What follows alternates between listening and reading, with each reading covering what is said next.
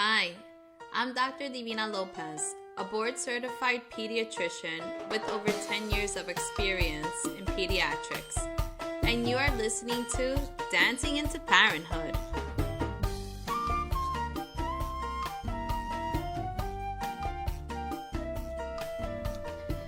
Hello, this is Dr. Divina Lopez once again, and I am, for those of you who do not know me, I am a board-certified pediatrician serving both the New York and New Jersey area.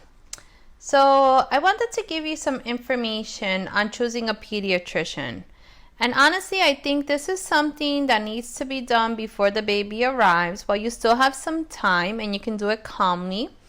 And this is going to be a process that takes a little while. I don't want you to think that this should be done quickly or that someone should be assigned to you at the hospital, because with the amount of practitioners that are out there, I think you should have someone that you really enjoy going to, that you trust, and that you can build a good relationship with. So the first thing that I would do as a parent looking for a pediatrician is you obviously want to make sure that that provider is covered through your insurance. So give your insurance a call or maybe go online to their website. That way you can find out which providers are in your network. So you can log into your insurance company's website and print out the list. The next thing I would do is fish for references. So you want to ask your family, you want to ask your friends. And of course, like if you go to any mommy groups, that would be a good place to also get a reference. Maybe even through social media. If you're on any parenting sites or mom groups, you may want to ask if they already have a great pediatrician that they enjoy taking their own kids to. Because I really truly believe that word of mouth is the best source for a reference, because you know that that person is satisfied with their provider. Now, some of the questions that I would ask these people is, how does their child respond to the doctor? You want to know whether this doctor takes the time to have a relationship with the child as well as the family. And you also want to make sure that it's a genuine kind of connection, not something that's fake, but something that really seems genuine, like they really take interest in the child and even the family. Ask if the doctor is available to answer questions.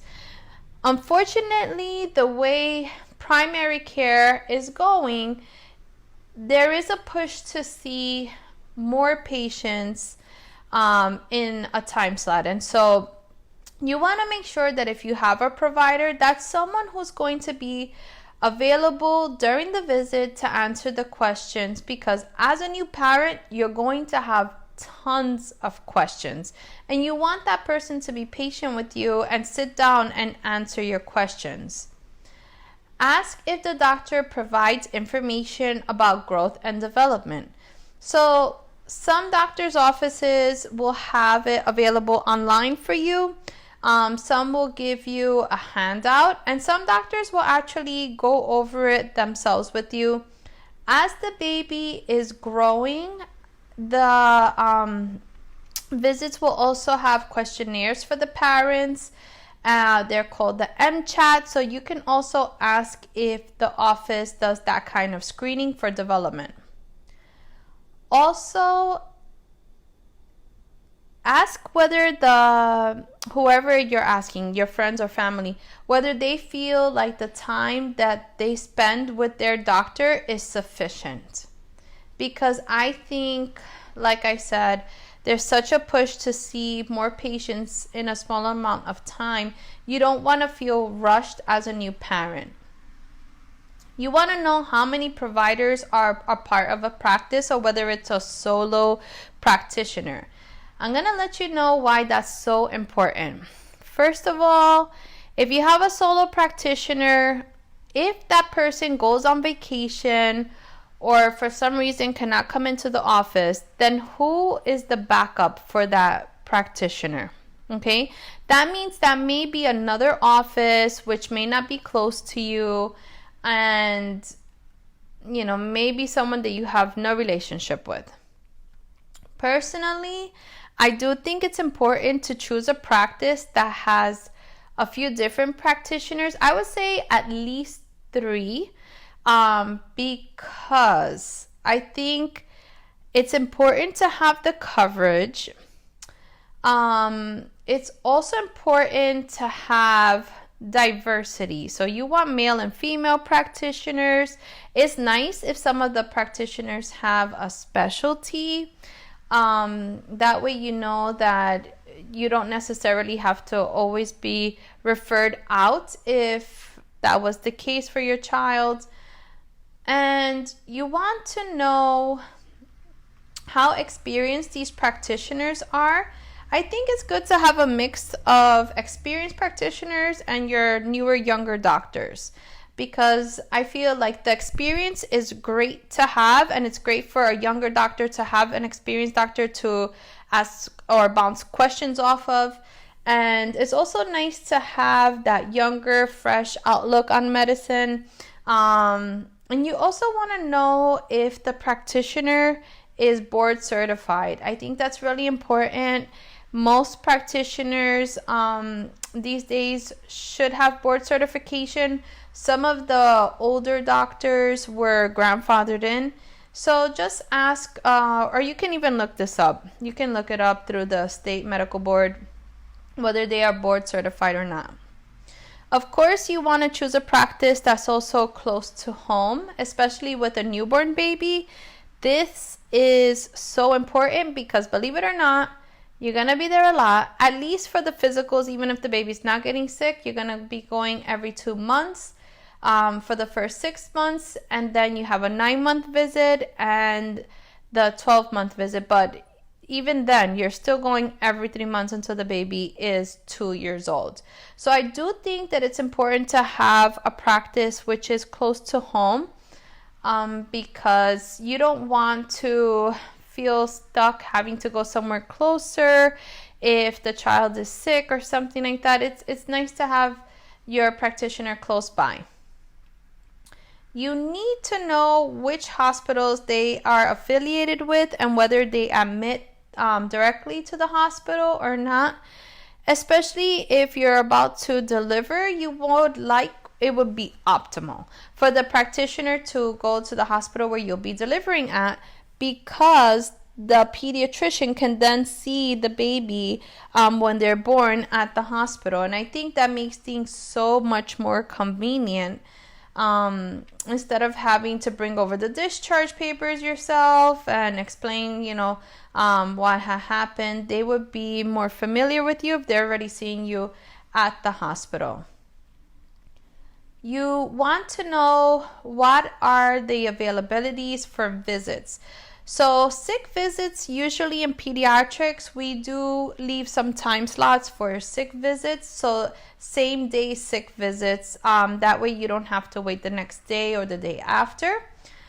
And it's so important to know if they offer weekend hours or if there are certain days where they have like extended hours or earlier hours so that you can bring the child in. For some parents, it's more convenient to bring them in before school starts just to make sure they are okay enough to go into school. Obviously, this is as they become a little older, or if you start work at 10 and you can actually bring in your child at 7 or 8 o'clock, it's convenient to have those hours where the pediatrician may be available. And obviously weekend hours. Do they see them on both Saturday and Sunday? Are they abbreviated hours? Are those just for sick visits, or can physicals also be seen on the weekends? And then you want to know whether the doctors are on call for you. This is really important for new parents because lots of things happen after hours when the office is closed, and you want to be able to speak to your doctor. That way you're familiar with them and they are familiar with you, and you can ask them whichever questions you may have about your baby. You also want to know is this is an important question, whether or not, if they are on call, do they pick up the phone, or does it get triaged by a nurse, or does a residency program pick up? You want to know those things. You want to make sure that it's your practitioner. All right. So the other questions, if it is a solo practitioner, get to know who are the covering doctors, where are they located, is it easy for you to get in with those doctors? And I think it's also important to know who gives the vaccines. Ask if it's the doctors themselves or if it's the medical assistants that give the vaccines. So after doing research and narrowing it down to 2 or 3 pediatricians, then I think it's a good idea for you to visit the office. So when you visit the office, you get a good look to see what the space actually looks like and how clean it's kept. I think that's super important. Sometimes it's really difficult in pediatrics because they're kids, but you want to go to a facility that is clean. Hopefully it will be modern. You can ask if they all have the EMR system and whether you would have access to your patient chart from home. That's always nice, because if you need to print out, for example, vaccines or any blood work or anything like that, you have the access from home. If you are a person who speaks another language, I think that it's important to know whether that language is offered at that office. And also, it would be really nice if you can meet with the doctor one-on-one. If that's not available, some offices do have like an open house where maybe like a group of people come in to meet the pediatricians. It's nice to do that because you can get a good idea of what their personalities are like. Everybody's different. So what may feel comfortable for you may not be comfortable for other people. You want to obviously choose an office where like the staff is friendly and so is the pediatrician, and that the pediatrician is patient and able to sit down with you. You want to make sure that you genuinely feel comfortable with that person, and make sure that they really answer your questions. So whichever other questions you may have had, for example, maybe there's a question about vaccines, or if you want to split them up, or if you don't want to vaccinate, whatever it is, that's a good chance for you to really speak with the doctor and see how they answer your questions. Whether it felt rushed, whether they kind of flirted with the question, not really quite answered it well. You really want to trust the doctor that your child is visiting. And I think in pediatrics, it's so important because you want to have a good relationship with this person. Like, hopefully you'll be visiting this doctor for 21 years. I mean, that's like the ideal situation. For me personally, I love having good relationships with the families that I serve. That's one of the most rewarding parts of pediatrics for me. I become part of the family. I've been invited to birthday parties and sweet 16s and stuff. And I think that's wonderful. Like, that's how close I become with the families. Obviously, not every pediatrician is like me, and maybe that's not even what you want for yourself. So just make sure that you are really comfortable, have a good feeling, feel like this is someone you can trust, and rely on, because you should have a good relationship with your pediatrician. So I hope you found this advice really useful so that you find a great pediatrician to serve your baby as well as yourselves, who will help you on your new journey as a parent. Bye.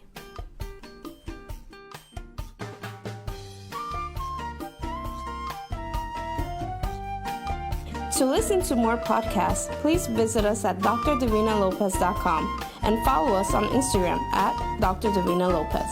Thank you for listening.